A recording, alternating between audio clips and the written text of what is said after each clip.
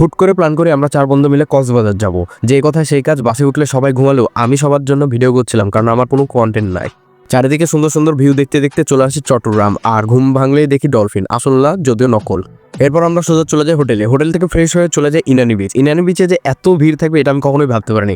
আজকে যেহেতু আমাদের পৌঁছাতে লেট হয়েছে, তাই আমরা আশপাশে ঘুরবো ও দূরে কোথাও যাবো না। হ্যাঁ, বাপের জন্মেও আমি কোনোদিন আর বাসে উঠবো না, কারণ প্রায় 12 ঘন্টা ছিলাম বাসে, আর এই 12 ঘন্টা জার্নি করার পর সবারই অবস্থা খারাপ। তারপরও এরকম একটা ফাঁকা বিচ পেয়ে সবারই মনটা ভালো হয়ে যায়। আর ইনানি বিচে গোসল করে আমরা সোজা চলে যাই হোটেলে। কক্সবাজার দিনের থেকে রাতে সৌন্দর্য বলে অনেক বেশি, এটাই আমি শুনেছি। আর হ্যাঁ, কক্সবাজার আসছি আর এখানকার সি ফুড ট্রাই করবো না এরকম হতে পারে না, তাই অনেক দাম দর করে একটা ফিশ তাদেরকে ভাজতে দিই। এই মাছের নামটা কি ছিল আসলে আমি ভুলে গেছি, কিন্তু টেস্টটা এখনো মনে আছে, সে লেভেলের খেতে ছিল। এখানকার সি ফুডের দামও খুব কমই থাকে যদি আপনি ঠিকঠাক দাম দর করতে পারেন, না হলে ওরা আপনার সাথে ফ্রড করতে 2 সেকেন্ডও ভাববে না। তারপর রাস্তা দিয়ে হোটেলে যাওয়ার সময় একটা ভিআইপি রেস্টুরেন্ট দেখি, যেখানে অনেক সুন্দর সুন্দর গান বলছিল। আমাদের কোনো প্ল্যান প্রোগ্রাম ছিল না যে এই রেস্টুরেন্টে আমরা যাবো, কিন্তু হুট করে এত সুন্দর একটা গান শুনতে পেয়ে আমরা ঢুকে পড়ি, আর সেখান থেকে ভিডিওটা ক্লিপ করি। তো ভালোই লাগে গানটা।